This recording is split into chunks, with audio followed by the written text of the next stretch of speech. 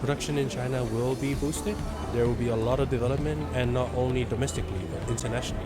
生产力就是第一应该是创新，我觉得它本质是创新；第二就是高质；第三最终是提升生产力的效率。New quality productive forces, a phrase that has recently become a buzzword.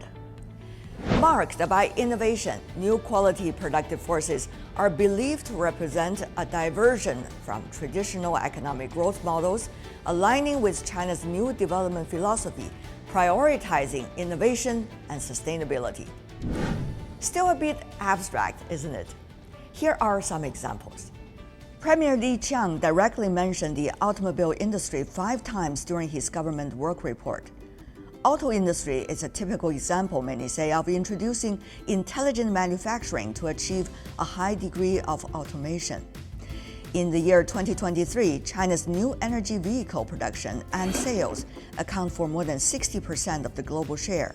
Exports of the 3 new products of electronic vehicles, lithium batteries, and photovoltaic products increased by nearly 30%. Major new energy producers, such as BYD, are the first in the world to propose and implement the entire industry chain layout of new energy vehicles, covering the 3 core technologies of electronic vehicle batteries, motors, and electronic controls. Future the destination with Chinese market, which is now #1 auto market. You should really put all the focus to invest for the new future technology, which should be either battery-operated electric car or other technology. Another example is the Anhui Transport Consulting and Design Institute developed a design system that automatically generates drawing for commonly used bridge structures. The system has been in operation for over a year, and it has generated more than 7,400 drawings. In the past 40 years, since 1978, we had the rapid growth of the economy, but that's based on sort of natural, a lot of input of the labor, natural resources. It's like a high quantity, but not necessarily high quality. But right now, we need to switch the economic growth model to innovation-led economic growth. So innovation is very important. In 2023, artificial intelligence achieved a lot of breakthroughs. By the end of the year, China had released over 200 large language models, with more than 20 of them approved to provide services to the public. I think both science advancement and technology development are equally important. It takes time to transfer a discovery in the science into a practical technology, then to the industry or economics. So we need all the people in the different, aspect of this chain To work together. Yeah. Cutting-edge technology and industry upgrades are creating opportunities for startups while having an impact on the future of education. What is the best way to nurture the younger generation and enable everyone to make the best use of new technologies? With the rapid advancement in technological development, it is really the right time to think about the idea of high quality productivity forces, right? So we have nurtured more than 1,700 active startups. In the last 3 decades, we nurtured 9 unicorns, and we also nurtured, companies that have gone IPO, 13 of them.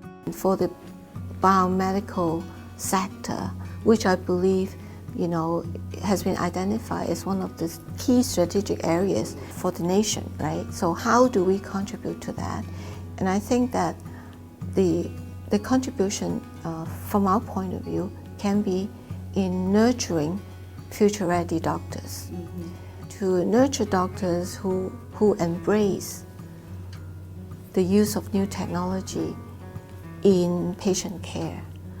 AI is a wonderful example. The new quality productive forces is an important factor of the high-quality development of China's economy. According to many, the Chinese economy will have great potential and is in a grand transformation. China have enjoyed 30 years of extremely high growth. I mean, continually for 7 to 8% growth. Tianwei is inevitable. Have some slowdown, right? China have already achieved an economic miracle, and for us to expect any situation that we can continue the 8% growth, I think is a bit naive. But even at 4-5% today, Tianwei, I think, is still encouraging because we have reached a very mature status of growth. So what is the most important factor when evaluating an economy's development status? Should we only factor in numbers like GDP growth, or should we take a holistic view of social and economic realities? The answer, of course, is the latter. According to economists, we have seen earlier examples of developed economies starting with high economic growth rate, followed by a more stable and resilient trajectory afterwards. This time, having talked to deputies and members during the 2 sessions, I feel a sense of urgency and excitement among them about the new opportunities of new quality productive forces.